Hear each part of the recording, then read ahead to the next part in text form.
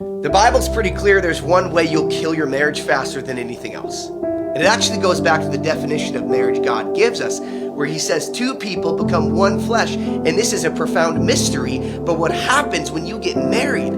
is you start out with this love, this self-sacrifice, this serving, looking at the needs of your spouse, and then all of a sudden the cares of the world come in, and your job gets in the way, and you start putting the needs of your job above the needs of your spouse. Or your parents come in, and you forget that you were supposed to leave and cleave to your spouse, and now your family is now with your spouse, and they become extended family.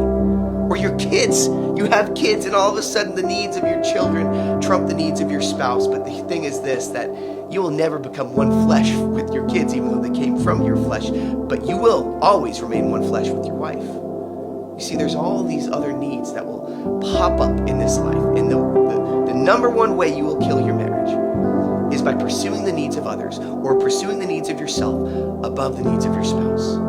This is the profound mystery, that the most enjoyment, the most love, the most fulfillment will happen in your marriage when you make yourself small and you become a servant. Looking at the needs of her, looking at the needs of him, and then saying, I am going to put those above everything because I believe this is what God's called me to, and I believe this will lead to the best marriage.